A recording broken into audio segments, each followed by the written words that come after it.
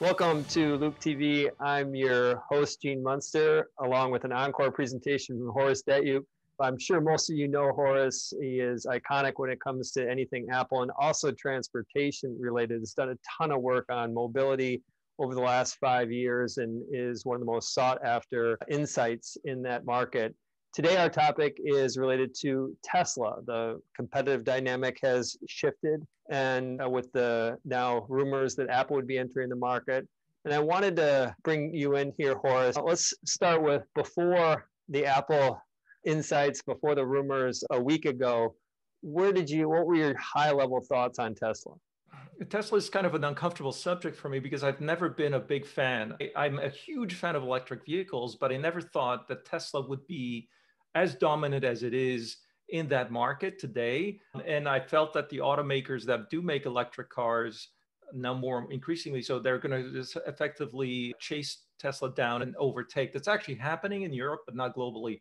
And so my perspective on Tesla is also colored by the fact that a lot of people call it disruptive, where I studied disruption theory with Clay Christensen, and he and I agreed that it didn't feel disruptive at all. It didn't change the fundamental economics of automaking. They didn't come up at the problem with this sort of process innovation that Toyota did, or even before them. Every other automaker that changed the industry came at it with a manufacturing innovation as opposed to powertrain innovation. So I just wasn't finding a lot of things in their story which would compel me to say, well, this is just going to dominate the entire industry, not just the EV industry, but the way it's priced, it's worth more than the top 10 companies put together. Let me pick up on something that you mentioned there, just in terms of some of the market share gain of some of the European car makers. And I'm more constructive on Tesla, and my sense is that it's hard for traditional auto to close that gap. But that caught my attention when you said that. Is there anything more you can add just around what's going on in Europe specifically that Tesla may be losing share? Yeah, so when I started thinking about this again was years ago, and knowing how long it takes for the auto industry to build new product, especially platforms. It's at least 4 years, usually 5 years or more before you get a new clean sheet of paper design out there, especially in such a fundamental change in the drivetrain. And I knew the automakers were pouring billions into the electric car market. And also they had to. It wasn't just because they were going to make a ton of money. It's because they were forced to. The regulation were written collaboratively with the automakers and said, you better get at this target by this time. And if you don't, you're just going to lose money and market share. And so they had to. They're forced to get into EV business. And as a result, we're seeing now, 4 years later, suddenly the ID.3 is out from Volkswagen, which is a huge seller now. We're seeing a lot of the luxury cars already switching, and more of the sort of mid-range cars getting switched as well. And so I expect that we're going to see, and I made this prediction years ago. I said that whoever is the biggest automaker today is going to be the biggest EV automaker in the future, because it's sustaining for these guys to do this switch. And sustaining in the sense that they need to do the switch to survive. But also it is ultimately going to be profitable. I also racked my brain. I actually built my own electric car. I took a Volkswagen Beetle built in 1971, and I converted the powertrain to electric with lithium batteries just to see how hard it can be. And I just didn't think it was all that hard. In fact, I'm not a mechanic. I don't know much about making internal combustion engines work, but I could make an electric car work. And to me, there's fewer parts. You don't deal with lubrication as much, pressurized steam as much. You don't deal with all these messy, oily bits. Making electric cars is somewhat easier. The batteries are hard, but the car is easier to make. It's easier to maintain. It performs better. Everything about it is better. And I kept saying, wait, are you telling me that a better car cannot be something that automakers can do? I just felt that it was in their interest to do so. Note to the Loup TV community here is that we're going to do more at Loup on what's going on in Europe, on the competitive environment and the market share. Thank you for flagging that. Separate topic.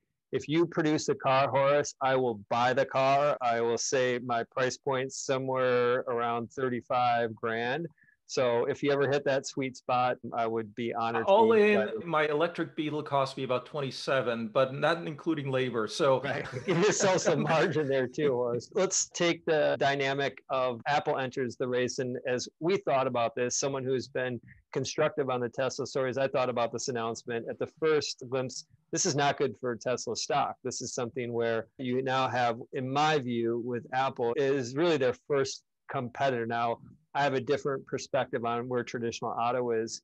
And so to me, this was something in the near term as investors start to factor in and let this marinate with them. I can see the multiple on Tesla being depressed. It is through the roof. And long term, I could see both companies prospering. But I'm curious your take as you think about Apple and the impact Apple car will have on Tesla.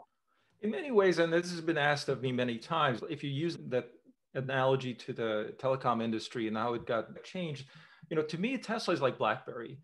Absolutely amazing company when it was running at its peak. I mean, and there were so many people were fanatical about it. I mean, just wouldn't give it up. And they said, take it out of my dead cold fingers, that sort of thing. There were people whose lives were changed by Blackberry. And I had to explain Blackberry to like Nokia people because they couldn't get it. And I was like, dude, you have to appreciate what they've been able to achieve here. So I don't want to take anything away from Tesla, but the thing that BlackBerry couldn't do is transition even beyond being a messaging par excellence. It was a great messaging product, but it wasn't in the same way with its relationship to the internet.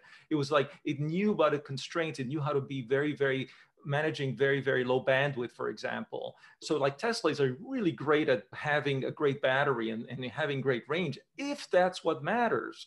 And we just ended up shifting our perspective of what matters over time, as it was like suddenly it was like this glowing screen that did these magical things for us. And so I'm not saying it's going to be like Apple bringing the iPhone again to the space where you have a BlackBerry, which is really cool, by the way. So the analogy could be considered when it comes to really what's beyond the basic problem of getting A to B. If there's more to it than that, if there's about entertainment in the car, if there's about really creating an ambiance, creating a sense of space, or something else where Apple could add design, or whether it's even like a service, a true service that is very cleverly designed. I don't even imagine what it could be, because we couldn't imagine the iPhone in 2007, what it became, right? I hope that Apple brings that transformative power. Now, Tesla is a great technology company, but is it a platform company? Is it an ecosystem company? Can it really develop great operating systems the way Apple did? Can it create great user experiences? We don't know. There are some nice things, but not necessarily at the Apple's level. If you take the BlackBerry analogy, put BlackBerry against Apple, it was just a nuclear explosion when they hit. I remember the keyboard was just so critical to business users. They didn't have to look down and they could type, and the security software, that was the reason why BlackBerry couldn't be displaced, is because the enterprise would never give up that secure and that's layer. Again, the most demanding customers in Tesla's customer base they're going to pound the table and say, we're not going to give up 400-mile range to this newcomer, maybe who has less, potentially, if they do. But at the end, maybe people will say, well, I don't need 400 miles range. I need actually something else. I need to be in a car that I feel amazing in, something like that. Makes sense. And I think this is setting up to be the storyline, I think, for the next 5 years is Tesla versus Apple. If I'm at Tesla, I'm thinking different about our prospects. I mean, the competitive environment just notched up by 3 levels here.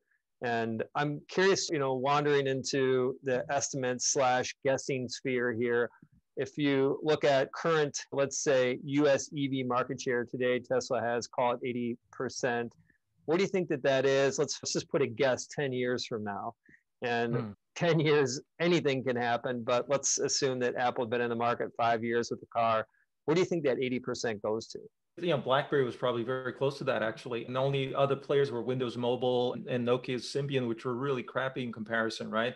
So when Tesla came in with the iPhone, they also needed to deal with distribution, right? They had only AT&T, they didn't have Verizon. So one of the things that Apple needs to work out is how do they distribute in order to get up that ramp as quick as possible. So will they be servicing through Apple stores? Will they be having new Apple car centers or something of that nature? They need to build that, and that takes time. So the ramp was not immediate. Remember, 2008, 9, 10, 11, 12 even, we were not sure where Apple was going to go with the iPhone, how high it can go. Android was coming in as well. And that could also happen. Something could happen from the outside yet again in the car business. I'm going to assume that Apple will catch up with Tesla. There'll be, of course, the incumbents as well, fighting for existing market share and so on. And also you're talking about US, China and Europe will be different. One thing to watch out for, just another calibration point, is the earliest adopter in automotive switch to EV was Norway. And I remember Elon Musk being like, I love you, Norway, you're awesome, this and that. Today, Tesla is not in the top 15 electric cars sold in Norway. That is a cautionary tale. And Germany's following right behind that, the Netherlands and other European countries. Now, again, that could be because of the new surge from Volkswagen. Tesla's been very choppy when it comes to Europe. Sometimes they get a shipment in, sometimes they don't. It doesn't have that feel of a global infrastructure for pumping vehicles out to every corner of the world. So that's another way Apple could figure out, can they improve production, can they improve distribution, and sort of leapfrog Tesla on all of those counts. Yeah, I'm going to say they're probably going to be neck and neck in the first 5 years. After 5 years, Apple could catch up to Tesla, but it's going to be 10, 15 years before Apple really hits its stride in automotive.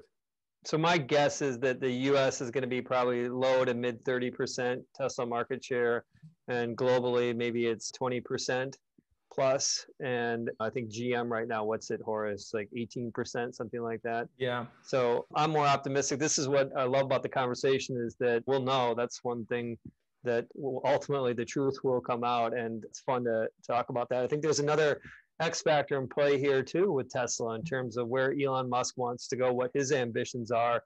He's 51. He's at really the pinnacle, the zenith of his energy and his insights. And, you know, if Elon goes away, a question for you to end on here.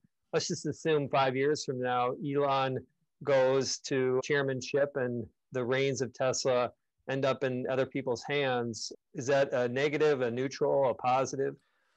In many ways, I think actually it's going to be positive. If you look at SpaceX, he plays a role of guiding vision, but it's really operationally, it's being really well run. And for that reason, they need to serve a different customer, obviously the US government. And so they need much more of a consistency in that regard. In some ways, the automotive industry also needs a logistically minded sort of Tim Cook-like person, right? Who's very much about really process as opposed to making base hits rather than making home runs all the time.